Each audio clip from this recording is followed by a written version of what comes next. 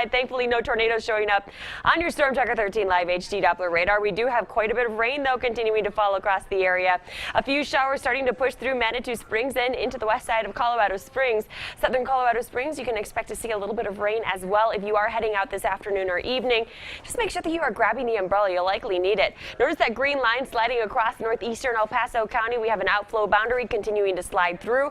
Think of that as a mini cold front that is going to drop temperatures and kick up the wind. It's also going to serve as a focus point for a few more storms as that boundary interacts with this, so we'll have to keep an eye on it as it could help to intensify it a bit further.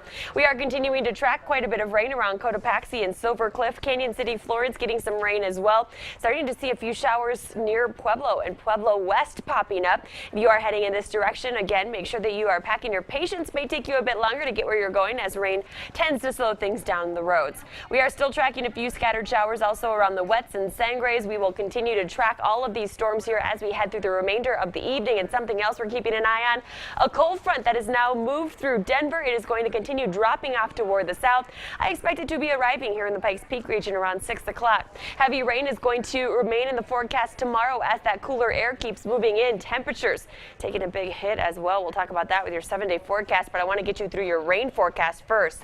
Skycast is showing the storms that we have out there right now. I'm not overly excited about them. They are going to produce some beneficial moisture here in southern Colorado, but most everything comes to an end by 10 o'clock. Not a huge threat for any severe storms out there this evening, so good news there. Could see some heavy rainers though, so localized flooding, certainly something that we'll be watching out for. As our cold front moves through by early tomorrow morning, that's going to help to keep the potential for patchy fog and even some areas of drizzle pretty high. So we may wake up to a bit of a gloomy start to the day tomorrow. Still looking at a bit of rain around the San Luis Valley by 7 a.m., but along and east of I-25 may have some low clouds. That's about it. I expect most of the showers to take a break during the morning hours, but they'll be back by 1 o'clock tomorrow afternoon. Storms begin to pop up across the high country with scattered showers as early as 1 along the I-25 corridor as well.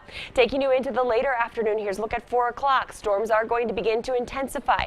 Tomorrow brings back the potential for strong to severe storms, and the storms that do develop, I'm most concerned about the potential for strong winds and also very heavy rain. Tomorrow is going to be one of those high flood risk days, so we'll need to monitor area burn scars closely. By 4 o'clock, may have some pretty strong storms around the Pikes Peak region and also south of Highway 50 near the southern Colorado state line.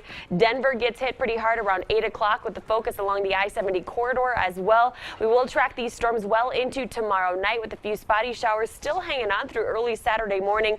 By 8 o'clock Saturday, though, at least the showers will come to an end. We're still expecting quite a few clouds. So for those of you maybe doing the Pikes Peak ascent on Saturday, it is going to be a very cool start to the weekend. And on top of Pikes Peak, as we have been talking about all newscast long, there is going to be a little bit of snow. Severe potential in that area of green from Denver southward toward Walsenburg and out across the southeastern corner of the state. Again, gusty winds and heavy rain, those will be the primary threats. Temperatures tonight are dropping into the 50s and 60s along and east of I-25, 40s and 50s for Gunnison, Alamosa, and Salida. Coolest spot on the map, no surprise there. Leadville coming in at 35 degrees.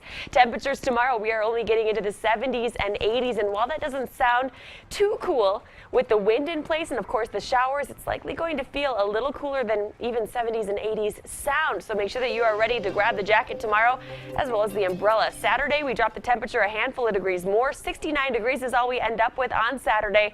77 on Sunday. We'll keep a good chance for storms around this weekend. Sunday, though, looks to be the quieter of the 2 days. We are expecting the chance for storms to last all the way into next week. Temperatures in the upper 70s and low 80s through Thursday of next week. Pueblo 84 degrees tomorrow, 75 then on Saturday.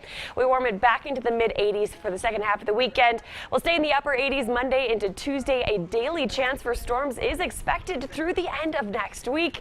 And I expect, again, Friday, Saturday really to be the most active days here of the next 7 days. Canyon City, 85 degrees tomorrow, 76 on Saturday, 86 on Sunday. Temperature staying in the mid to upper 80s through Wednesday before we cool it down into the low 80s Thursday.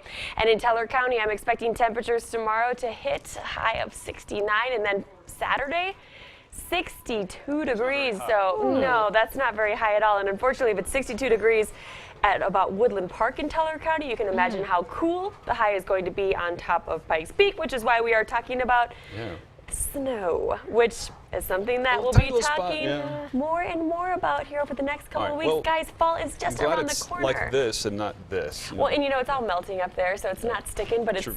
I mean, I've got to admit, I'm a little excited to see the snow. I may be September the yet, only yeah. one here in Southern I think you might be an Colorado. island, Rachel. I think so. I'm going to go to my